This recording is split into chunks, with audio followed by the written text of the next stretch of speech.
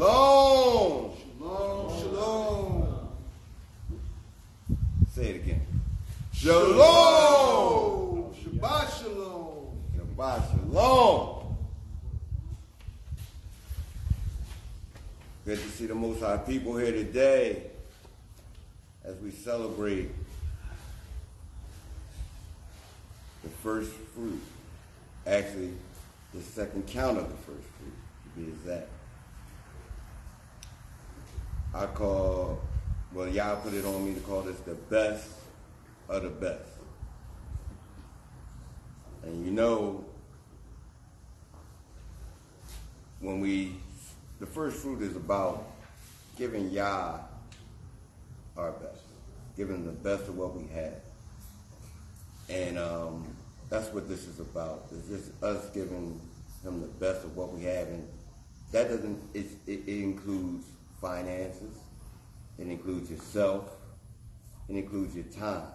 It's not one thing that's just, some people may tell you it's about tithing. It encompasses so many things.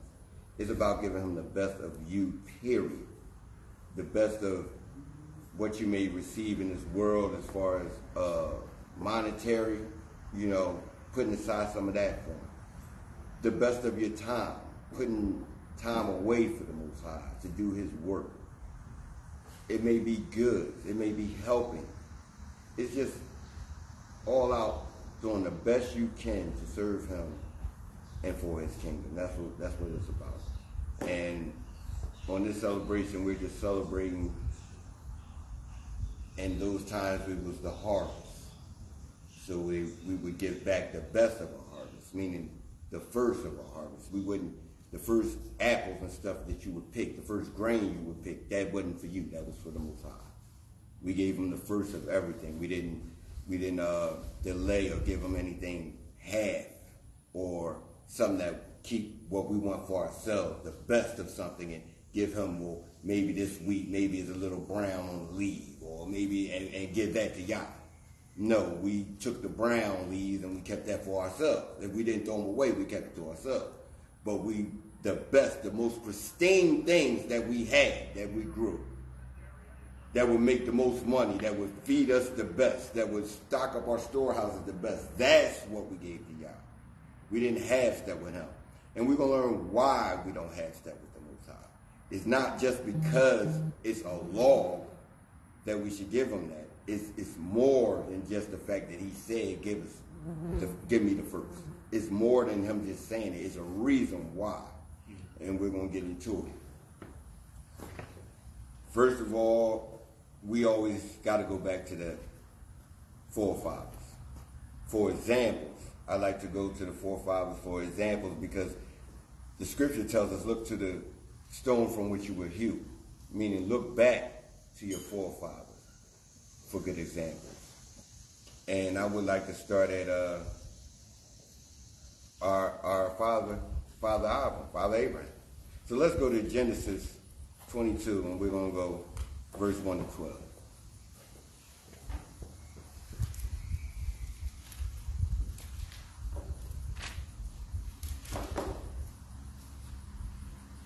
Genesis chapter 22, verse 1. And it came to pass after these things that Yah did tempt Abraham. And he said unto him, Abraham. And he said, Behold, I am here. And he said, Take now thy son, thine only son Isaac, whom thou lovest, and get thee into the land of Moriah, and offer him there for a burnt offering upon one of the mountains which I will tell thee of. And Abraham rose up early in the morning, and saddled his donkey, and took two of his young men with him, and Isaac his son, and clave the wood for the burnt offering, and rose up, and went to the place of which Yah had told him. Then on the third day Abraham lifted up his eyes, and saw the place afar off. And Abraham said unto his young men, Abide ye here with the donkey, and I and the lad will go yonder and worship, and come again to you. And Abraham took the wood of the burnt offering, and laid it upon Isaac his son. And he took the fire in his hand and a knife, and they went both of them together. And Isaac spoke unto Abraham his father and said, My father. And he said, Here am I, my son. And he said, Behold the fire and the wood, but where is the lamb for a burnt offering? And Abraham said, My son, Yah will provide himself a lamb for a burnt offering. So they went both of them together. And they came to the place which Yah had told him of. And Abraham built an altar there, and laid the wood in order, and bound Isaac his son, and laid him on the altar upon the wood. And Abraham stretched forth his hand, and took the knife to slay his son. And the Malachim of Yah called unto him out of heaven, and said, Abraham, Abraham. And he said, Here I am. And he said, Lay not thine hand upon the lad, neither do thou anything unto him. For now I know that thou fearest Yah, seeing thou hast not withheld thy son, thine only son, from me. You see that? Now we talking about giving the first of something here. We talking about giving our best. This is his son. His first son. His only son at this time. Yah told him to slay his son. Abraham, because he loved Yah that much, did not hesitate. Did not say, this is my only son. Did not say, Yah, why would you do this to me? Yah requires that, or so he thought. So, being as though Yah required that, he did it without any thought. That was his best. You know, men who have children, we know our first boy, that's our best, that's our boy. That's our boy. We want him to grow up. We want him to be like us. We want to teach him. We want to mold him. We want him to be better than us. This is his first. This is his baby boy. Yah said, kill him. And he told Yah, I have no problem with that. That's giving you first.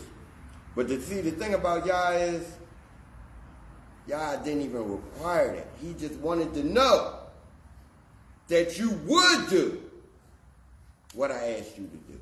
You would give me your first. You would lay it all on the line for me. That's all Yah wanted to know. But Abram didn't know that. And see, that's what we got to focus on. Abram didn't know that Yah was just testing him. Abram did that on faith and love and honor of the Most High. I will take my son out because you required it of me. No questions asked. That's how we got to be. And I know it's hard. But we have to give Yah our best every time. We can't give him half. We can't give him some. We can't give him 75%. We got to give him the best of what we can give him. Every time we offer something to Yah, it has to be pristine. It can't be no other way but that. And our forefather just showed us the dedication that he has to the Most High, that he was willing to do that. But he's not the only forefather we had that type of dedication. He's not the only one. So let's go to Genesis 4 and let's go to verse 3 and 4.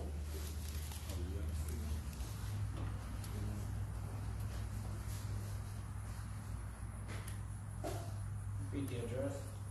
Genesis 4, 3 to verse 4. Genesis chapter 4, verse 3. And in process of time it came to pass that Cain brought the fruit of the ground an offering unto Yah. And Abel, he also brought of the firstling of his flock and the fat thereof. And Yah had respect unto Abel and his offering. You know what the firstling is? That's the babies. That's the tender meat. That's the good meat.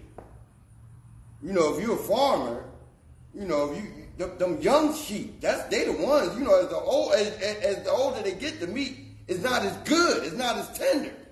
It don't taste as good.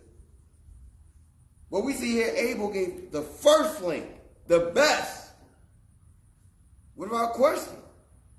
You know, those are the sheep that when you get them, You hold them for a minute and you take them to market because they get you the most money. They're the ones you can sell. They're the ones you can put out there and get the most money for. If you keep them for yourself and you cook them, they're the ones that taste the sweetest. They taste the best. But what did he do? He gave that to Yah for an offering. He didn't keep that for himself. He didn't say, well, I can give Yah an older sheep. It's still a sheep. It's still a sacrifice. No. He said, I'm going to give Yah the best sheep I got. The one that tastes the best. The one, if I take it to market, the vendors and the people, they're going to clamor over trying to get this sheep from me. They're going to bid money, different prices, and I'm going to take the highest one for this because it's the best. He didn't keep that for himself. He said, I'm going to give that to Yah as an offering to the Most High. And Yah respected that offering. You see what I'm saying? You getting the picture here? Our forefathers are giving their best. They're not hesitating. And when we talk about hesitating, let's see what it says about hesitating. Let's go to Exodus 22, and we're going to go to verse 29.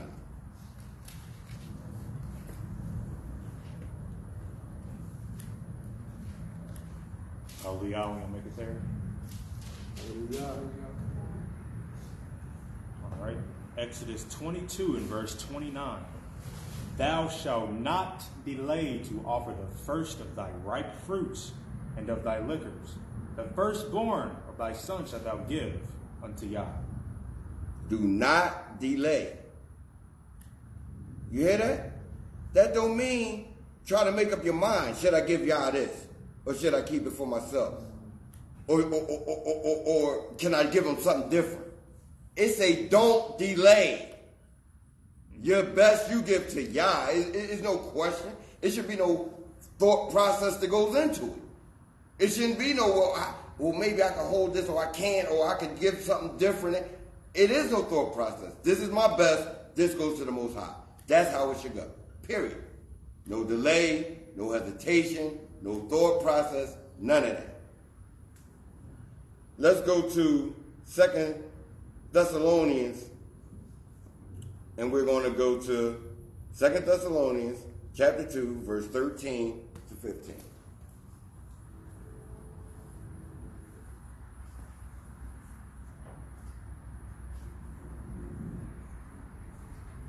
Second Thessalonians chapter 2, verse 13. But we are bound to give thanks always to Yah. Hold it right there. What did you just say? But we are bound to give thanks always to Yah. For you, brethren beloved of our Elohim, because Yah hath from the beginning chosen you to salvation through sanctification of the Ruach, of the Spirit, and belief of the truth, whereunto he called you by the gospel, to the obtaining of the esteem of our Mashiach, Yahusha, our Savior. 15. Therefore, brethren, stand fast and hold the traditions which ye have been taught, whether by word or by epistle. Now, we're bound to give thanks to Yah. Bound. And then it continues to say at the end, hold fast to the traditions that you were taught by word. Do we not understand that this is fresh fruit? This is the tradition of our people. First fruit. We're supposed to hold to those traditions. It just tells us right here, hold to the traditions that you were taught by word or epistle. It says we are bound to the Most High to give him thanks always for everything that we have. Because he is the giver of everything we have. Hallelujah. Everything we have comes from the Most High. Yes, we may work, but who gave you that job to create that money to get these things? Hallelujah. Who gave you the favor for that job to hire you? Don't think that I did this because my credentials is this and that. Yah made that happen during that interview process for you. Yah stepped in and said, no, you're going to hire my daughter. You're going to hire my son. They didn't have no choice in the matter. Yah put that on their ruach. It wasn't because my laundry list of credential college, I went to this school, I did this, I did that, I did so forth and so on. That ain't had nothing to do with it. I got a quick testimony. My job, when I got promoted, I was there 3 months. It was people there working 20 plus years before I got there. So it wasn't my credentials that got me promoted. Yes, they liked the way I worked, but y'all had to step in that room when they was talking about moving people up. Because I wasn't the first on that list, as I just told you. It was many people there, 10, 15 years, track record in. But how do they call me in office and tell me, no, we're going to get this to you over everybody else? That's Yah. I had nothing to do with that. Yes, I worked hard, but I ain't worked that hard that I worked people that have been there 20 more years than me. That was the Most High. That's why we give him thanks always. And as I said, we hold to traditions of our people. So some may say that, well, first fruit and we don't know that it's not about we are commemorating what our people did. Because we all know we're not in the land, but yes, we're commemorating what happened and the feast that we had to hold, we're commemorating. And why are we doing that? To learn. Because you don't want to get in the land and don't know what you're doing. If you're blessed to do so. You don't want to get over there and have no knowledge of what you're supposed to be doing. What you're supposed to be acknowledging. What feast you're supposed to be taking. You don't want to get over there and be dumbfounded. So yes, we do these things. In honor of our forefathers, in honor of the Most High, and yes, to prepare ourselves for the time, if Yah wills it, that we can get to the land and we can act as Yah instructed us to act from the beginning. These are why we do things. This is why we hold on to those traditions. Let's go to Proverbs 3, and we're going to go 6 to verse 9.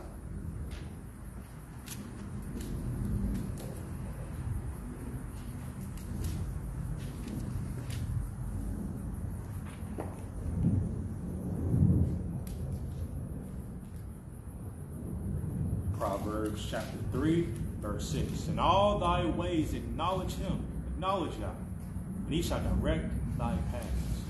Be not wise in thine own eyes, but fear Yah and depart from evil. It shall be health to thy navel and marrow to thy bones. Honor Yah with the substance and with the first fruits of all thine increase. See that? The substance. So see, when I said earlier, it's not always money. It's you giving him the best of you. Yes, that includes money. Yes, that includes goods, but it's you. It's your time. It's your energy. It's you're trying to build the kingdom for the Most High. These are the things, the substance. This is what the Most High looks at. You give him the best of your substance with the first fruits of your increase. But you give him the best of you. Does he not deserve that? You give him the best that you can give. You don't half-step with Yah. You know, you shouldn't half-step with nobody. But Yah especially not. You know, as Israel, we're supposed to keep it good with everybody. We're not supposed to half-step nobody. That's in the law. We're supposed to treat our brother as we treat ourselves. We're supposed to do that. But when it comes to Yah, it's a different level of reverence. It's a different level. You have to do things correctly for the Most High. You have to give your all in this. This is not what the scriptures say, if you're lukewarm, spit you out his mouth. You know, we have to give our best. Obadiah always says, don't try to sneak your way into Shemayim. You know? Give them your best. You know, if you're going to do wrong, do wrong. At least enjoy it while you're here. and do all the bad stuff you're going to do and enjoy yourself because you know what you got coming for you. So you might as well enjoy it now if you're going to act a fool, but don't act a fool and then try to shalom. I keep the law. I do this. But around the corner, you acting an idiot. Don't do it. If you're going to give Yah your best.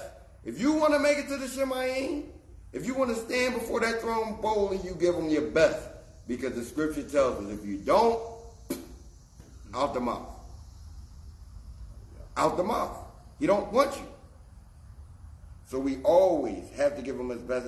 Honor him with our substance and with our fresh fruits. But you may say, why are we giving all this? Why? Because some people don't understand. I know we understand, but we're online. And some people out there might say, well, why is it so important for us to give Yah the best? Because they don't have that understanding. But we're about to let them know what Yah does for us. So the reason why we should give Yah our best. Let's go to Isaiah 41, and we're going to go 10 to 13. And this is why, these are some of the reasons why we give Yah everything we have. Everything.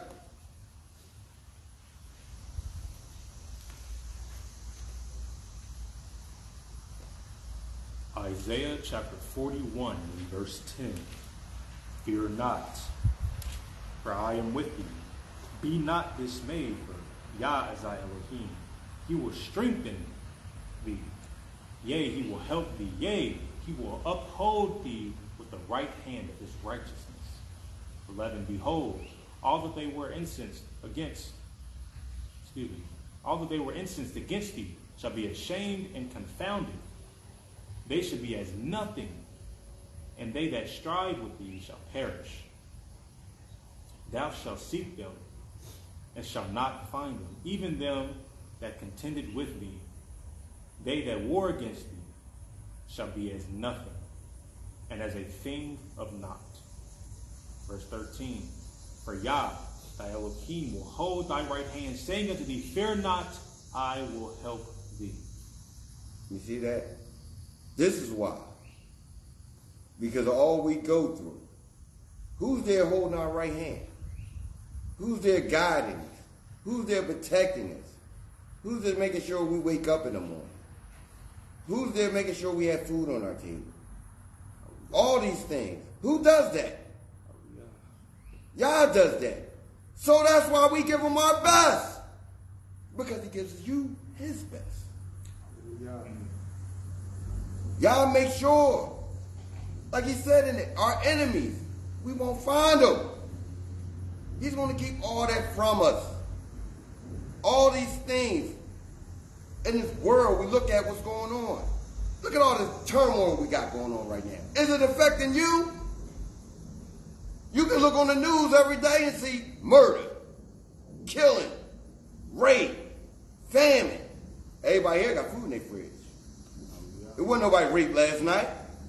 Everybody woke up this morning.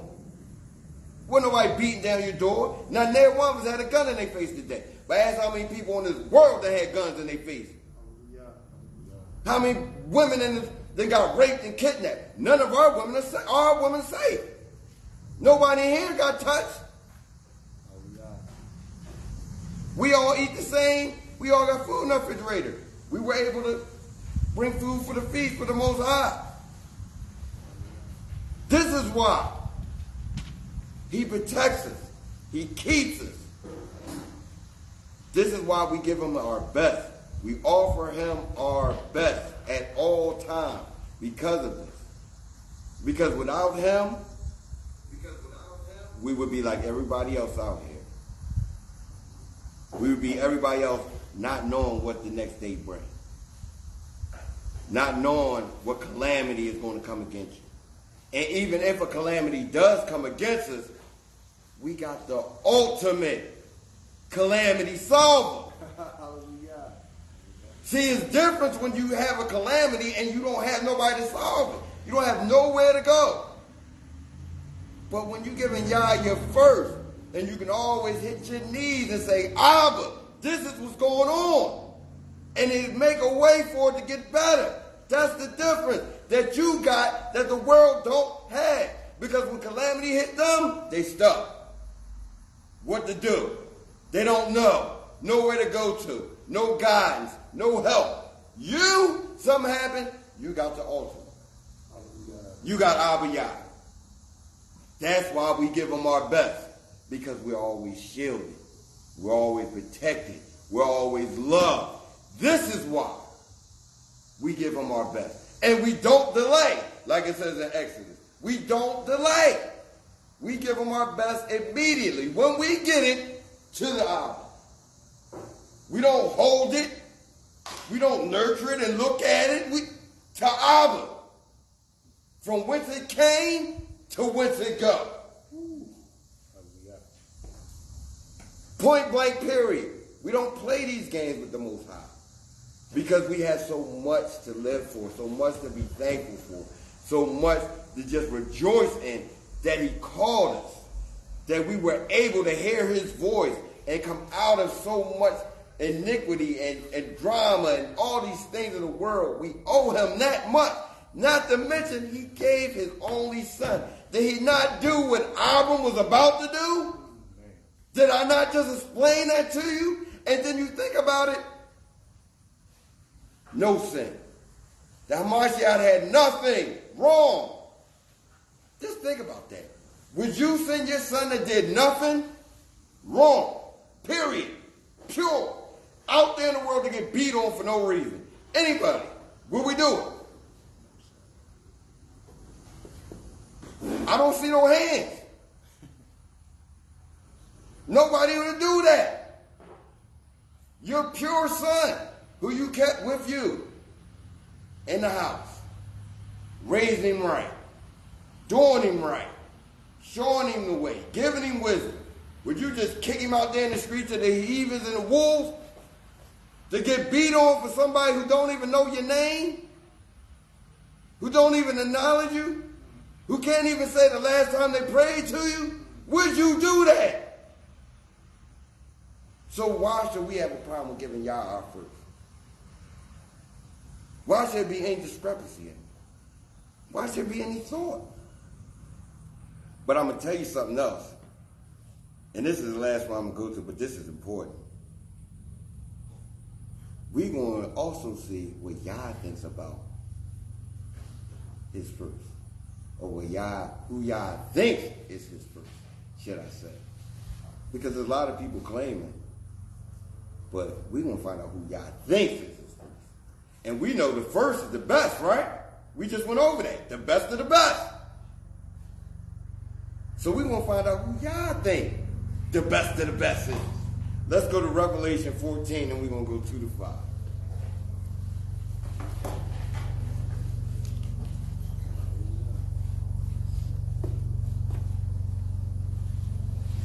Revelation chapter 14, verse 2. And I heard a voice from heaven, as a voice of many waters, and as a voice of a great thunder. And I heard the voice of harpers harping with their harps. And they sung as it were a new song before the throne, and before the four beasts and the elders. And no man could learn that song, but the 144,000 which were redeemed from the earth. These are they which not defiled with women, for they are virgins. These are they which follow the Lamb, whithersoever he go. These were the redeemed from among men, being the first fruits. Being what? The first fruits. Say it one more time. The first fruits unto Yah and to the Lamb.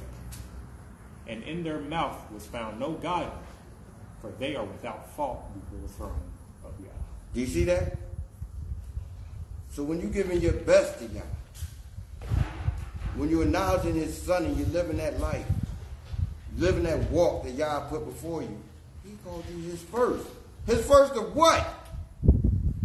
Everything that he created. He said those were taken from man, removed. They were virgin. They weren't tainted by the woman of Babylon.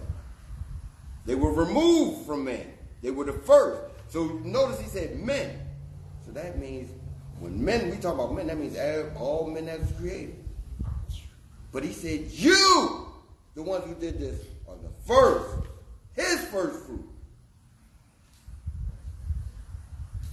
So just like we give our first to the Most High, in the end time, we're going to be presented as his first. And that's something to live for. That's something to do these rules by. That's the reason that we make these sacrifices. That sometimes we don't want to do things, but we do it because it's our best, and we give it to Yah.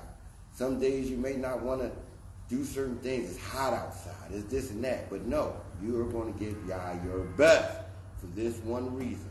Because at the end, when he presents his best, you want to be included in that. You want to be part of that. And the only way you're going to be part of that, Yah ain't going to say you're his best and you give him nothing. You don't break your back for him. You don't strive for him. You don't go against this world for him. You don't give him the best of what you had. You don't suffer. You don't endure. Do you think at that time that he's going to say, you're my best? Out of the millions that I created, you're my best? And you gave him your least.